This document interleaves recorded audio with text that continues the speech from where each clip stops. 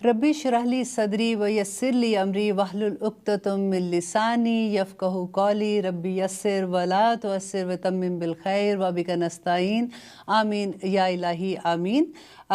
अल्हम्दुलिल्लाह अभी तक हमने 125 आयात कर चुके हैं। वइज़ और जब क़ौला कहा इब्राहीम ने रब्बी ए मेरे रब। अच्छा, ये मैं आपको ये बता दूं कि ये जो आयत में पढ़ रही हूँ इसकी ये जो दुआ है ना, ये इब्राहीम अलैहिस्सलाम ने जब वो मक्का से निकल रहे थे, जब वो अपने बेटे इस्माइल और अपनी वाइफ को छोड़ के मक्का से निकल रहे थे, उस वक़्त ये दुआ कर रहे हैं कि ए रब। वइज़ और जब क़ौला कहा इब्राहीम ने रब्बी ए मेरे रब इजअल बना दे हाजा इस बालदन शहर को आमिनन अमन वाला वर्जुक और रिस्क दे अहलहू इसके रहने वालों को मिनस समरात फलों में से मन जो कोई आमना ईमान लाए मिन हम इनमें से बिल्लाही अल्लाह पर वल यौमिल आखिरी और आखिरत के दिन पर। क़ौला कहा व मन और जो और जिसने काफरा कुफर किया फ़उम्मतिऊहु तो मैं फ़ायदा दूंगा उसे कलीलन थोड़ा सुम्मा फिर अस्तुर्रहु मैं मजबूर कर दूंगा इला तरफ अज़ाब बिन नार अज़ाब आग के अज़ाब की तरफ बिसल मसीर और बहुत ही बुरा ठिकाना है। अब इसमें इतनी ज़्यादा बातें हैं कि अगर आज मैं कोशिश भी करूं कि ज़्यादा आयात को एक्सप्लेन करूं तो मेरा ख्याल है वो भी मुश्किल हो जाएगा। लेकिन अब देखते हैं कि इसमें क्या है कि अल्लाह सुब्हानहू तआला से अपने पहली आयत आपको याद है कि जब इब्राहीम अलैहिस्सलाम ने कहा था कि अल्लाह सुब्हानहू तआला ने उनको कहा कि मैं तुम्हें नबूवत देने वाला हूँ और तुम्हें इमाम बनाने वाला हूँ, तो उन्होंने फ़ौरन कहा था कि और मेरी ज़ुर्रियात के बारे में अल्लाह सुब्हानहू तआला आप क्या कहते हैं। अब इसमें देखिए कि अल्लाह सुब्हानहू तआला ने कहा कि नहीं, जो ज़ालिम होंगे उनका कोई वादा नहीं है। अब वो इतने मुख्तात हैं कि अब नेक्स्ट जो दुआ कर रहे हैं तो फिर वो अल्लाह सुब्हानहू तआला से किस तरह से बात कर रहे हैं कि जब कहा इब्राहीम ने ए मेरे रब इस शहर को अमन वाला बना दे और यहाँ पे और उनको रिस्क दे, यहाँ के रहने वालों को फलों का। अब देखिए कि अल्लाह सुब्हानहू तआला ने उस वक्त की दुआ किस तरह से पूरी की। आज वो लोग जो उम्रा और हज करने जाते हैं वो वहाँ देखते हैं कि अल्लाह सुब्हानहू तआला की कैसे रहमतें हैं। वहाँ पे तो कोई फल नहीं उगते, वहाँ पे तो कोई ऐसी सब्जियाँ का नहीं, उसकी ज़मीन ही इस तरह की पथरीली ज़मीन है और वहाँ पे अल्लाह सुब्हानहू तआला ने दुनिया के फल वहाँ पे ले आए हैं और अल्हम्दुलिल्लाह। और आगे वो क्या कह रहे हैं कि किसको, या रब्बुल आलमीन, जो लोग मन आमना मिनहुम बिल्लाही वल यौमिल आखिर, कि ये जो रिस्क है और फल है और अमन वाला शहर है उन लोगों के लिए करना मेरे अल्लाह जो आप पर ईमान लाए। मन आमना मिनहुम, जो ईमान लाए उन पर, व बिल्लाही अल्लाह पर, वल यौमिल आखिर और आखिरत पे यकीन लाए। कि बाकी सबको बेशक नहीं देना पर इनको अल्लाह मियाँ आप रिस्क देना इस शहर में। अब अल्लाह सुब्हानहू तआला क्या कह रहे हैं, कहते हैं क़ौला, अल्लाह सुब्हानहू तआला ने कहा व मन काफरा और जिसने कुफर किया फ़उम्मतिऊहु तो मैं फ़ायदा दूंगा उसे कलीलन थोड़ा सा। ये बहुत ये वाली आयत पे ज़रा गौर कीजिए कि अल्लाह सुब्हानहू तआला यहाँ पे क्यों कह रहे हैं कि उसको फ़ायदा दूंगा थोड़ा सा। अब मेरे जैसा भी बंदा, जब हम तर्जुमा पढ़ रहे होते हो तो हम कहते हैं लोग काफरों के पास तो इतनी दुनिया है, इतनी तरक्कियाँ क्यों हुई हैं, इतने घर, इतने महल, इतनी गाड़ियाँ, इतना सारा कुछ, तो दुनिया की ज़िंदगी में तो इतना कुछ मिला हुआ है। तो अल्लाह सुब्हानहू तआला इधर कह रहे हैं कलीलुन। तो अब आपको मैं एक कुरान से ही इसका मैं आपको डिटेल बताती हूँ, तफसीर कुरान से ही करते हैं कि आयत नंबर सूरह ज़ुख़रफ़ की आयत नंबर 35 है। आप ख़ुद भी इसको अंडरलाइन कर लें और आप देखिएगा कि अल्लाह सुब्हानहू तआला क्या कहते हैं। और अगर ये बात ना होती कि तमाम लोग एक ही तरीके पर हो जाएंगे तो रहमान के साथ कुफर करने वालों के घरों की छतों को हम चांदी की बना देते और उनकी सीढ़ियों को भी जिन पर वो चढ़ा करते हैं और उनके घरों के दरवाजे और तख्त भी सोने के बना देते जिन पर वो तकिया लगा लगा कर बैठते हैं। सुभान अल्लाह। अल्लाह सुब्हानहू तआला कहते हैं कि अगर मुझे ये डर ना होता कि काफरों की ऐसी चीज़ें देख के, दुनियावी चीज़ें देख के, कि ईमान वाले भी डगमगा जाएं और वो सोचे कि इनको तो अल्लाह सुब्हानहू तआला ने इतना दिया तो ये ठीक ही कर रहे होंगे, तो अल्लाह सुब्हानहू तआला, क्योंकि उनके अल्लाह के नज़दीक दुनिया की हैसियत मच्छर के पर के बराबर भी नहीं है। اس لیے اللہ سبحانہ تعالیٰ کہتے ہیں اگر میں ان کو اتنا کچھ دے دوں، ان کے سب کچھ جو آپ نے دیکھا ہے ان کے گھر سونے کے بنا دوں تو اور یہ سب کچھ یوں ہی سا دنیا کی زندگی کا فائدہ ہے، یوں ہی سا دنیا کی زندگی کا فائدہ ہے، اور آخرت تو آپ کے رب کے نزدیک صرف پرہیزگاروں کے لیے ہے، آخرت صرف پرہیزگاروں کے لیے۔ دیکھیں اللہ سبحانہ تعالیٰ دنیا میں رحم جو ہے نا، دیکھیں اگر ایسا نہیں ہوتا کہ ہم اللہ کی نافرمانی کریں اور اللہ سورج کو کہے کہ آج ان کے گھر پہ روشنی نہ پہنچانا، یا ہوا کو کہہ دے کہ آج ان کے گھر کے اندر آکسیجن نہیں لے کے جانا، اللہ تعالیٰ کی دین جو ہے، اللہ تعالیٰ کی رحمتیں وہ ہر انسان پہ ہیں۔ دیکھیے اگر ہم امتحان کے کمرے میں ہیں تو وہاں پہ اگر ہمیں ایک کلاس روم ہے نا جس میں ہم ایگزام دینے بیٹھتے ہیں، وہاں ہمیں چیئر بھی ملے گی، ہمیں پیپر بھی ملتا ہے، ہمارے پین بھی ہمارے پاس ہوتا ہے، تو چیزیں تو وہاں پہ ہمیں جیسے ڈوئر ہوتے ہیں نا، کرنے کی چیزیں تو وہاں پہ ملیں گی نا۔ اب پیپر کیسا کرتے ہیں یہ اصل میں دیکھنے کی بات ہے۔ اور اللہ سبحانہ تعالیٰ آگے کہتے ہیں اوکے یہ سب کچھ یوں ہی سا دنیا کی زندگی کا فائدہ ہے، اور آخرت تو آپ کے رب کے نزدیک صرف پرہیزگاروں کے لیے ہے۔ اور یہ بہت ڈرنے والی آیت ہے، سورہ زخرف پڑھ کے دیکھیے، اور جو شخص رحمان کی یاد سے غفلت کرے ہم اس پر ایک شیطان مقرر کر دیتے ہیں اور وہی اس کا ساتھی رہتا ہے، اور وہ انہیں راہ سے روکے رکھتا ہے، اور یہ اسی خیال میں رہتے ہیں کہ یہ ہدایت یافتہ ہے، یہاں تک کہ وہ ہمارے پاس آئے گا اور کہے گا کاش میرے اور تمہارے درمیان مشرق اور مغرب کی دوری ہوتی، تو بڑا برا ساتھی تھا۔ اور جب کہ تم ظالم ٹھہر چکے اور تمہیں آج ہرگز کوئی نفع نہ دے سکے گا، اور جب کہ آج تمہیں ہرگز کوئی نفع نہ دے سکے گا۔ دیکھیے شیطان جو ہے نا وہ کوئی سینگ نکال کے نہیں آئے گا، نہ وہ ایسی شکل میں آئے گا کہ ہمیں پتہ چلے گا کہ یہ شیطان ہے۔ اللہ سبحانہ تعالیٰ نے اس میں کیا کہا ہے کہ وہ اللہ سبحانہ تعالیٰ اس کا ساتھی شیطان کو بنا دیں گے، اس کا دوست شیطان بنا دیں گے، ایسے دوست بنا دیں گے جو اس کو اللہ کی راہ میں آنے سے روکیں گے، جو اس کو یہ کہیں گے کہ کیا تم فنیٹک ہو گئی ہو، آج کل تو تمہیں اور کچھ سوچتے ہی نہیں ہے، بس کرو، اب ریگولر زندگی بھی تو ہے۔ ہمارا پرابلم ہی یہ ہے کہ ہم نے دین اور دنیا دو بالکل سیپریٹ چیزیں کر دی ہیں، کیونکہ جب ہم سوچتے ہیں کہ اب نماز پڑھ لی ہے، تسبیح کر لی ہے، جب ہم مسجد میں جاتے ہیں تو یہ ہمارا دین کا ٹائم ہے، اب جب ہم پارٹی میں جا رہے ہیں، اب جب ہم دنیاوی چیزیں کر رہے ہیں تو اب یہ ہمارا کلچر اس میں آ جاتا ہے۔ لیکن اللہ سبحانہ تعالیٰ نے دین جو ہے وہ ہمیں مکمل ہماری حیات ہے، ہماری پوری زندگی دین ہے۔ بات تبھی بنے گی جب ہم اپنی پوری زندگی میں دین کو اپلائی کریں گے، ہمارا جینا مرنا جس کو کہتے ہیں وہ ہمارا دین پہ ہوگا۔ اور وہ کیسے ہوگا؟ جب ہمیں دیکھیں قرآن میں یہ تو نہیں، قرآن میں نماز روزہ حج زکوٰۃ ہی تو نہیں ہے سارا کچھ۔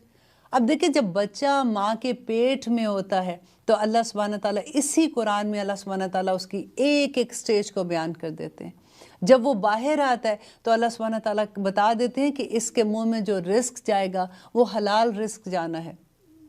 پھر اس کے بعد اللہ سبحانہ تعالیٰ اس بچے نے ماں کا دودھ کتنی ٹائم تک پینا ہے وہ تک قرآن میں بتا دیا۔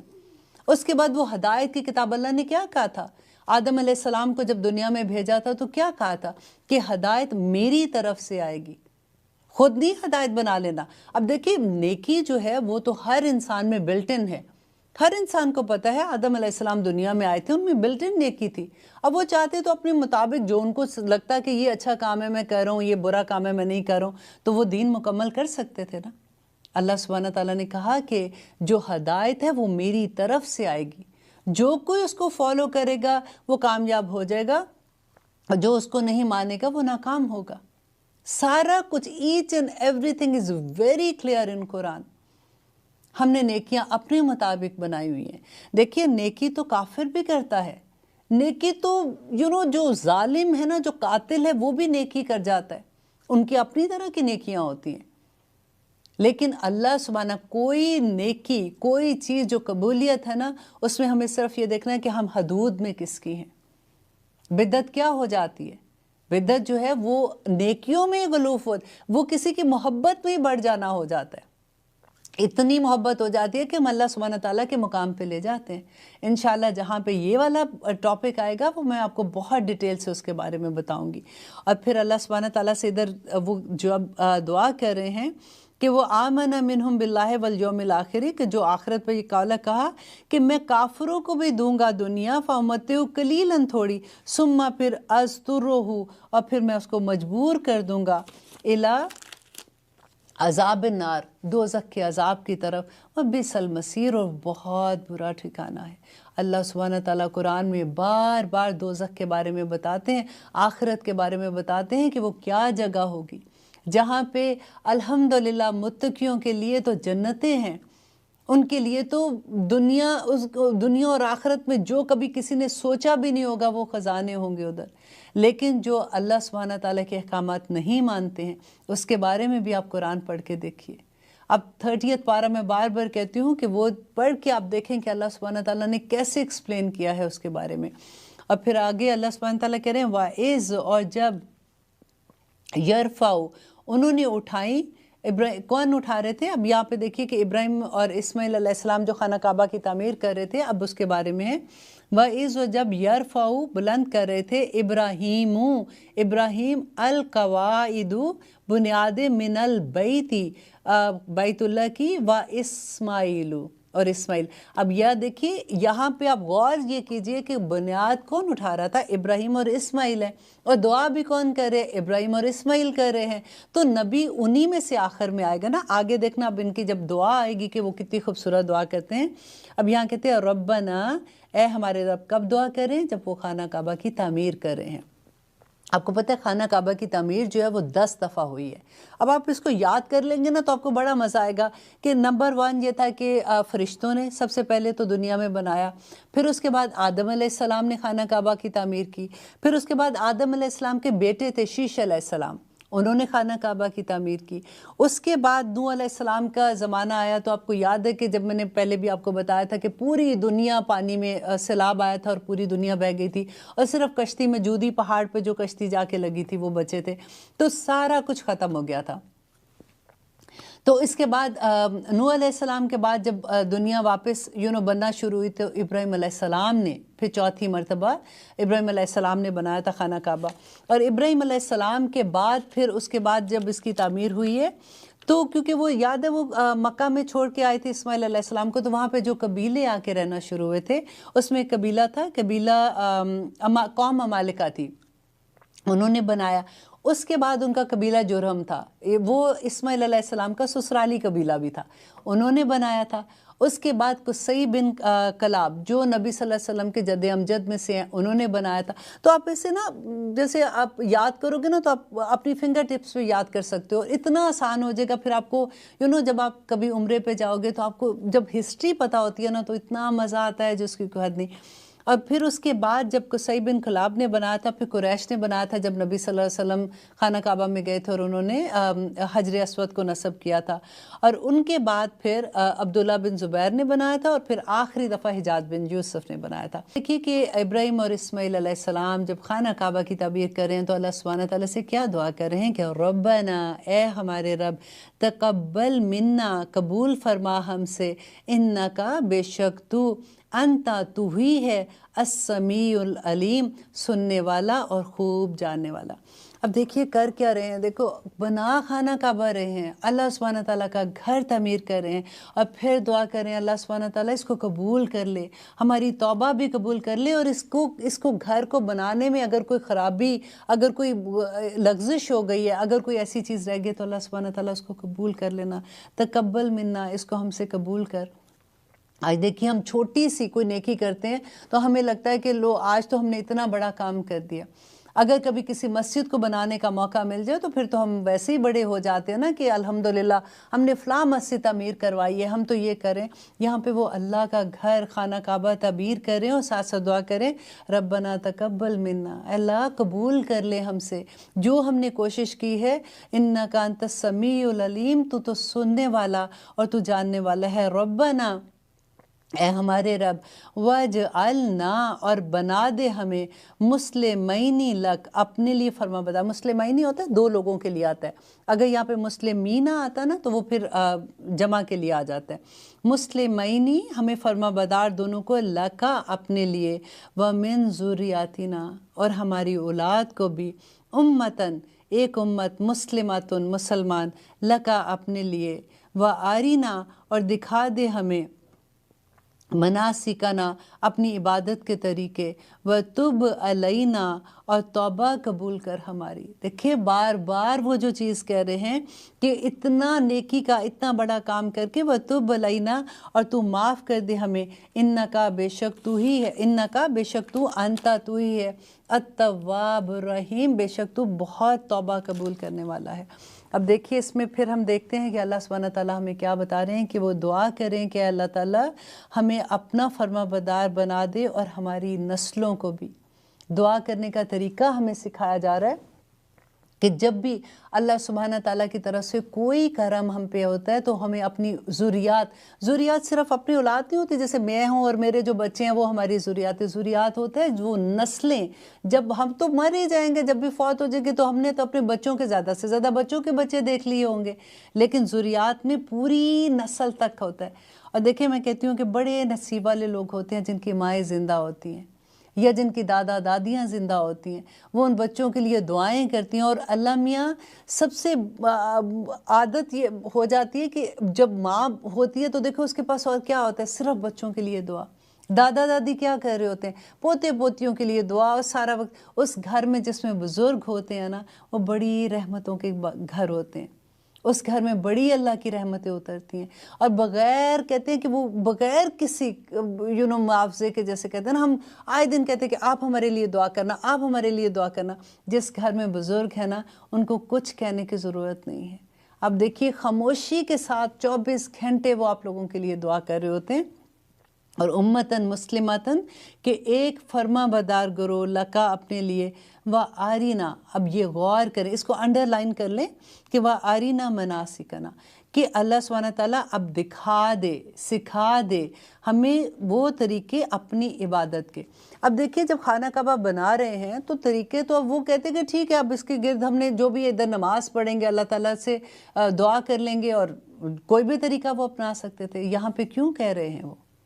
یہ غور کرنے کی بات ہے کہ اب خانہ کعبہ بن گیا، اب اللہ کو کہہ رہے ہیں کہ اے اللہ آپ ہم کو بتائیے، آپ ہمیں دکھائیے کہ اب ہم نے عبادت کا طریقہ کون سا کرنا ہے، اپنی مرضی سے نہیں ہے کہ ٹھیک ہے جی اب دیکھیں عبادت کے طریقے میں آپ کو بتاتی ہوں، کئی دفعہ یہ ہوتا ہے کہ لوگ کہتے ہیں لو اب عبادت کرنی ہے تو جیسے مرضی کر لو بس ٹھیک ہے۔ اب کبھی ایسا ہو سکتا ہے کہ ہم نے فرض پڑھنے ہیں فجر کے، 2 فرض ہوتے ہیں، ہم ایسے سوچ سکتے ہیں کہ نہیں 2 نہیں، آج ہم 4 پڑھ سکتے، کر تو اچھا ہی کام رہے ہیں نا، اللہ سبحانہ تعالیٰ کو ہی منانا ہے نا آخر میں، تو ہم نہیں کر سکتے نا۔ عبادت کا طریقہ اللہ سبحانہ تعالیٰ سے وہ سیکھ رہے ہیں اور کہہ رہے ہیں کہ دکھا دے ہم کو مناسکنا۔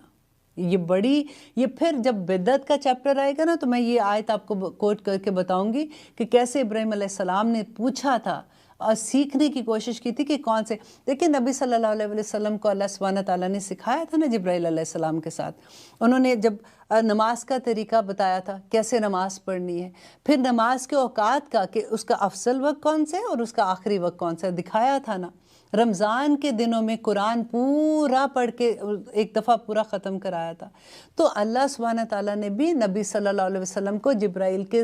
تھرو بیسیکلی یہ سارے طریقے دکھائے تھے کہ میری امت کی عبادت کے طریقے کیا ہیں، ان کا کیا دیکھو نبی صلی اللہ علیہ وسلم کی زندگی، حضرت عائشہ کہتی تھی کہ چلتا پھرتا قرآن ہے۔ آج ہمارے گھروں میں جب خوشیاں آتی ہیں، جب غم آتے ہیں تو ہم کون سے مناسک لیتے ہیں، ہم کہاں سے لیتے ہیں؟ ہم تو لیتے جا کے زیادہ تر ہماری ساری ہندوانہ رسمیں ہیں۔ اب دیکھیے یہ چلیسواں کرنا، یہ برسیاں کرنا، یہ سارا کچھ جب نہیں پتا تھا تب میں بھی کر رہی ہوتی تھی، مجھے نہیں پتا تھا، ہم تو اچھے کے لیے کرتے ہیں نا کہ لوگ آتے ہیں چلو قرآن پڑھیں گے یہ کریں گے، لیکن آپ دیکھیے کہ آرینا مناسکنا سکھائے گا اللہ ہی، وہی بتا رہا ہے کہ ہم نے کیا کرنا ہے۔ نبی صلی اللہ علیہ وسلم تو چلتا پھرتا قرآن تھے، انہوں نے یہ بتایا کہ ہم نے کیسے اس دنیا میں ہمارا دن کیسے اور ہماری رات کیسے اور ہمارا ایک ایک لمحہ کیسے۔ قرآن آپ جب کھول کے پڑھتے ہیں نا تو آپ بلیو کریں کہ آپ کو حیرت ہوگی کہ آپ کا ایک ایک لمحے کا اللہ سبحانہ تعالیٰ نے بتایا کہ کیسے گزارنا ہے۔ اور جو ہم نے سورہ زخرف کی آیت پڑھی تھی کہ وہ لوگ جو اللہ کے ذکر سے غافل ہو جاتے ہیں، آپ نے کام کرنا ہے، جاب کرنی ہے، آپ باہر جا رہے ہیں، کھانا پکا رہے ہیں، کچھ کر رہے ہیں، زبان سے آپ ذکر کرتے رہیں،